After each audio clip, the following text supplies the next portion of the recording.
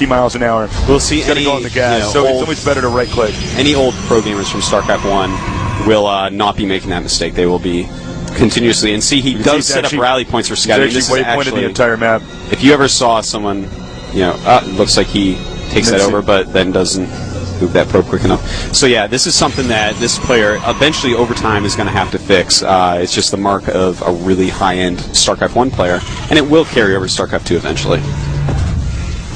As you can see, very standard here, orbital command.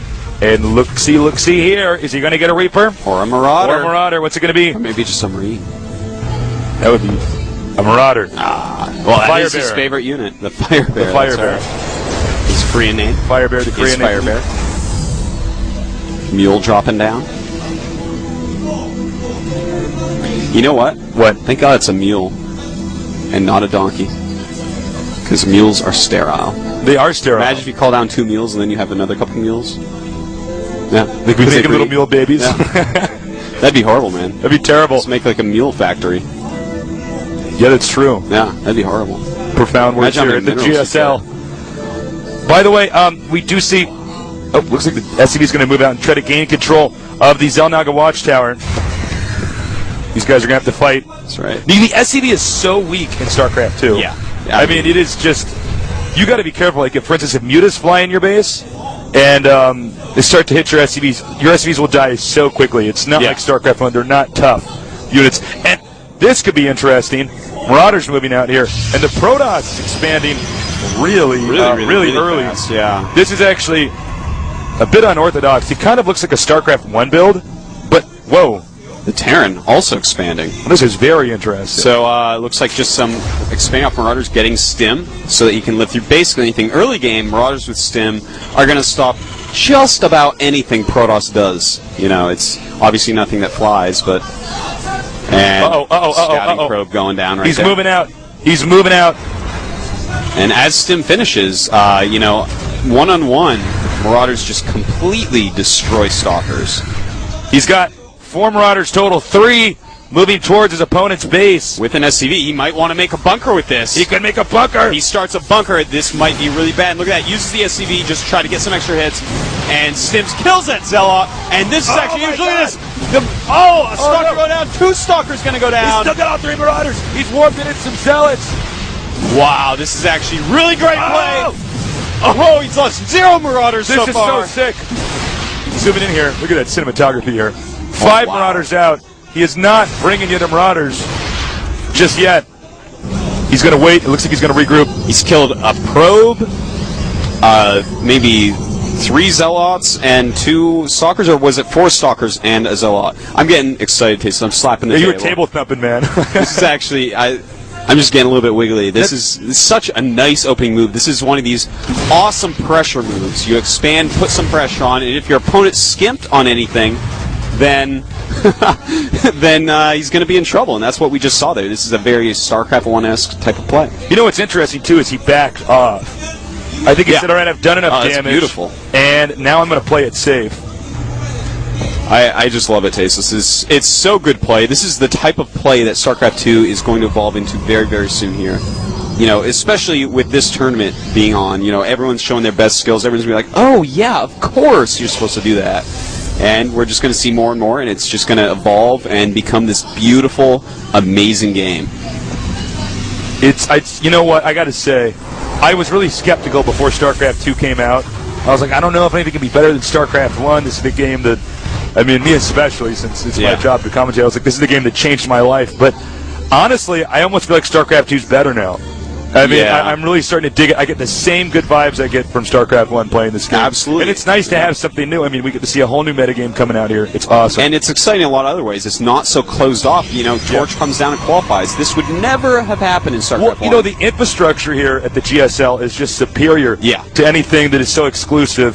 For instance, what we saw with Kespa before. Yeah. That was really, one of the issues is you see all these pro gamers playing.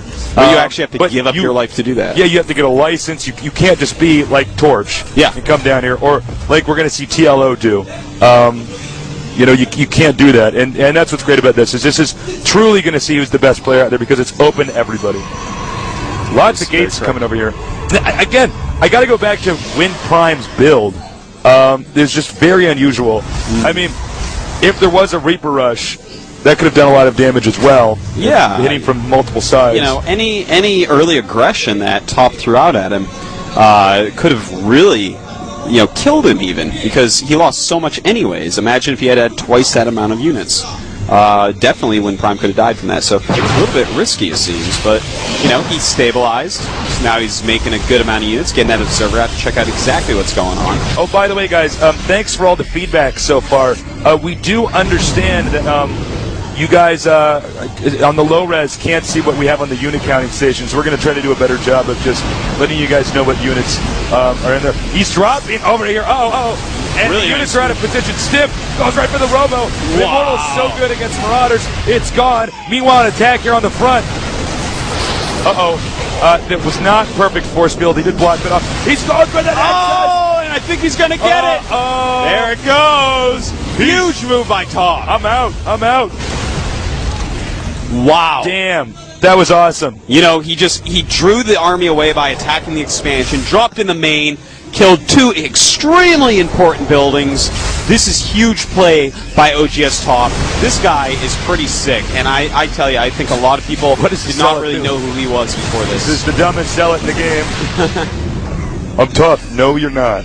Go back home. Not anymore. Stick with the rest of the Protoss units. Well, he took a lot of hits. He did.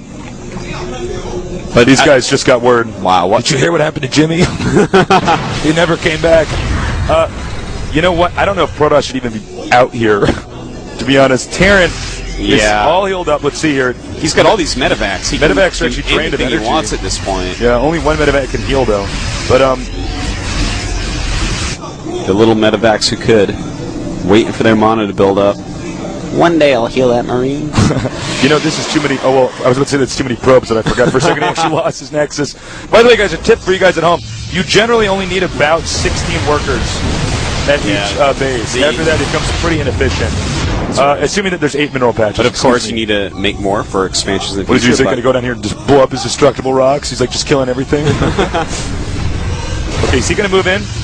I think that he's going to have to use so many force fields up, and eventually he's going to run out of force fields. This is not looking good for WindPrime. Here we go. Guardian Shield used.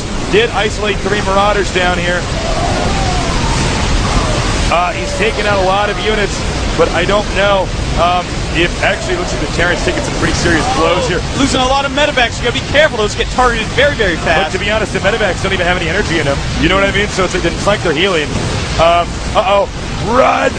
GG, WindPrime taken out. Wow. That was pretty straightforward. That was total ownage, man. That was really, really nicely handled by our Terran player. Wow. oGsTOP. I think really strong play. That was actually a pretty solid one-sided game. We haven't seen as many. We've seen some kind of dramatic games, I guess you could say, here at GOM TV, but that was a pretty solid. Like, this Terran's just better. He's just out doing him.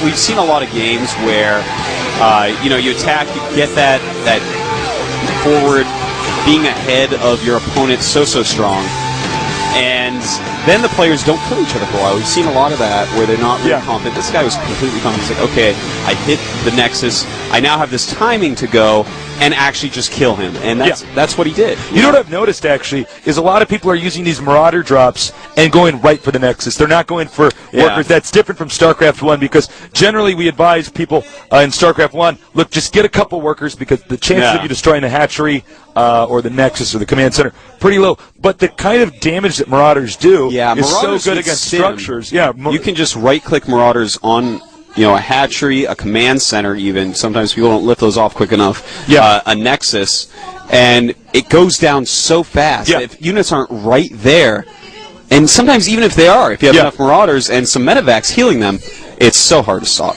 We're going to get this going. Both players are ready, and I'm ready. Are you ready? I'm ready. I'm ready. Let's go into game 2. I was told we were ready. Now we're going to start. Okay. Let's get ready for game number 2.